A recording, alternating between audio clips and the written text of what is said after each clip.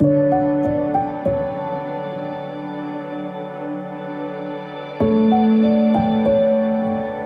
ತರ ಇನ್ನೊಬ್ರು ಇಲ್ಲ. ನನ್ನನೊಬ್ಬ ರೈತನಾಗಿ ಒಬ್ಬ ಟ್ಯಾಲೆಂಟ್ ಫೇಸ್ ತೋರಿಸಿದ ಇಷ್ಟು ಜನ ಮೆಚ್ತೀನಲ್ಲ ಅದು.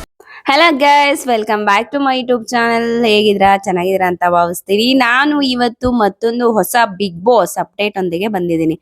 ಇವತ್ತಿನ ಪ್ರೋಮೋ ನೋಡಿಲ್ಲ ಅಂತಂದ್ರೆ ದಯವಿಟ್ಟು ನೋಡಿ. ಇವತ್ತು ಕೂಡ ಇಬ್ರು ಹೈಲೈಟ್ ಅಂತಾನೆ ಹೇಳ್ಬೋದು ಈ ಪ್ರೋಮೋದಲ್ಲಿ. ಬಿಗ್ ಬಾಸ್ ಒಂದೊಂದ್ ದಿನ ಒಂದೊಂದ್ ತರ ಪ್ರೋಮೋ ಬಿಡ್ತಾನೆ ಇರುತ್ತೆ. ಇದರಲ್ಲಿ ಯಾರು ಸೆಲೆಕ್ಟ್ ಆಗಿದ್ದಾರೆ, ಯಾರು ಸೆಲೆಕ್ಟ್ ಆಗಿಲ್ಲ ಅನ್ನೋದೇ ಅರ್ಥ ಆಗ್ತಿಲ್ಲ. ತುಂಬಾ ಡಿಫ್ರೆಂಟ್ ಆಗಿರುವಂತಹ ವ್ಯಕ್ತಿಗಳು ಬಿಗ್ ಬಾಸ್ ಆಡಿಷನ್ಗೆ ಎಂಟರ್ ಆಗ್ತಾ ಇದ್ದಾರೆ.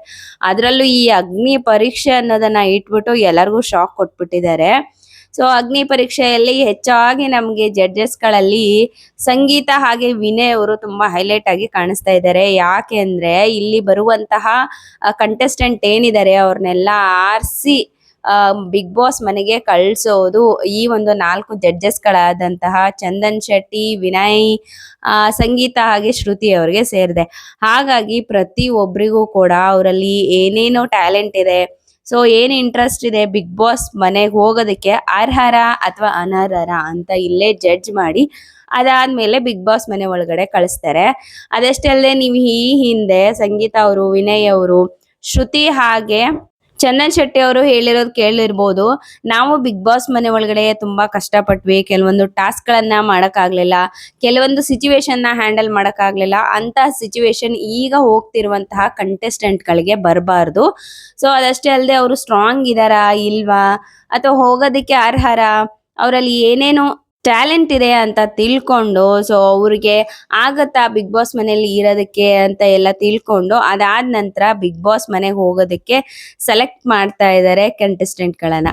ಸೊ ಇದು ಒಂಥರ ಚೆನ್ನಾಗೇ ಇದೆ. ಒಳಗಡೆ ಹೋಗಿ 4 ದಿನಕ್ಕೆ 2 ದಿನಕ್ಕೆ ಹೊರಗಡೆ ಬರೋದಕ್ಕಿಂತ ಸೊ ಇಲ್ಲೇ ಕಂಟೆಸ್ಟೆಂಟ್ ಗಳನ್ನ ಕರೆಕ್ಟ್ ಆಗಿ ನೋಡಿ ಆರಿಸಿ ಒಳಗಡೆ ಕಳ್ಸೋದು ಒಳ್ಳೇದೇ. ಆದ್ರೂ ಕೆಲವೊಂದು ಸಲ ಇವ್ರುಗಳೇ ಆರಿಸಿರುವಂತಹ ಕಂಟೆಸ್ಟೆಂಟ್ಗಳು ಒಳಗಡೆ ಹೋದ್ಮೇಲೆ ಬಿಗ್ ಬಾಸ್ ಮನೆ ನೋಡಿದ್ಮೇಲೆ ಅಷ್ಟು ಜನರ ಮನೆ ಮಧ್ಯ ಇದ್ದ ಮೇಲೆ ಅವ್ರ ಮನಸ್ಥಿತಿ ಬದಲಾಗಬಹುದು. ಸೊ ಇಲ್ಲಿ ಮೇನ್ ಪಾರ್ಟ್ ಅಂದ್ರೆ ಇವತ್ತಿನ ಒಂದು ಕಂಟೆಸ್ಟೆಂಟ್ ಅಂದ್ರೆ ಇಬ್ರು ಕಂಟೆಸ್ಟೆಂಟ್ ಈ ಪ್ರೋಮೋದಲ್ಲಿ ತೋರಿಸ್ತಾ ಇದ್ದಾರೆ. ಒಬ್ರು ಮಾನ್ಸ್ಟರ್ ಅಂತ, ಅವರು ಹೆಲ್ಮೆಟ್ ಹಾಕೊಂಡ್ ಬಂದಿದ್ದಾರೆ. ಅವ್ರ ಫೇಸ್ ಅನ್ನ ಅವ್ರು ತೋರ್ಸೋದಿಲ್ವಂತೆ. ನೀವು ಇವರನ್ನ ಇನ್ಸ್ಟಾಗ್ರಾಮ್ ಅಲ್ಲಿ ಕೂಡ ನೋಡಿರ್ಬೋದು. ಇನ್ನೊಬ್ರು ಹೇಮಲತಾ ಅವರು, ಇವರು ಅಷ್ಟೇ ಇನ್ಸ್ಟಾಗ್ರಾಮ್ ಅಲ್ಲಿ ಹಾಡ್ ಹೇಳೋದಕ್ಕೆ ಫೇಮಸ್. ಸುಮ್ನೆ ಅಲ್ಲ ಗುರು, ಇವರು ಹಳ್ಳಿಯವರು, ಮುಗ್ದ್ರು, ಓದಿಲ್ಲ, ಆದ್ರೂ ಕೂಡ ಇಷ್ಟು ಚೆನ್ನಾಗಿ ಹಾಡು ಹೇಳ್ತಾರೆ.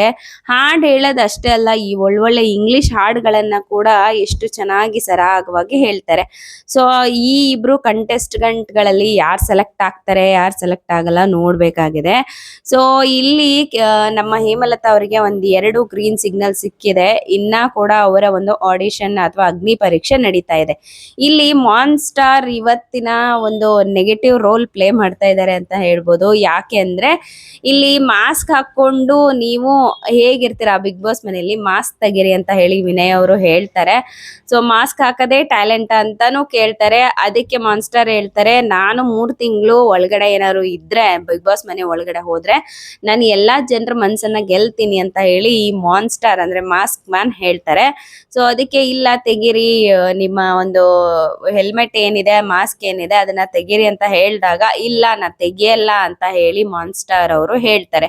ಸೊ ಇದರಿಂದ ಕೋಪಗೊಂಡಂತ ನಮ್ಮ ವಿನಯ್ ಅವರು, ಏನು ಇವರು ಮಾತಾಡ್ತಿರೋದು, ಸ್ವಲ್ಪ ವಾದ ಪ್ರತಿವಾದಗಳು ನಡೆಯುತ್ತೆ. ಮಾನ್ಸ್ಟರ್ ಅಂದ್ರೆ ಮಾಸ್ಕ್ ಹಾಕಿರುವಂತಹ ಆ ಪರ್ಸನ್ಗೂ ವಿನಯ್ಗೂ ಕೂಡ ವಾದಗಳು ನಡೆಯುತ್ತೆ. ಅದಾದ್ರೂ ಕೂಡ ಅವರು ತೆಗಿಯಲ್ಲ, ನಾನು ಹೊರಗಡೆ ಇದ್ದಾಗ್ಲೂ ಅಷ್ಟೇ ಮಾಸ್ಕ್ ಹಾಕೊಂಡೆ ಇಷ್ಟೊಂದು ಜನರನ್ನ ಗೆದ್ದಿದ್ದೀನಿ, ಇದೇ ನನ್ನ ಟ್ಯಾಲೆಂಟು ಅಂತ ಹೇಳ್ತಾರೆ.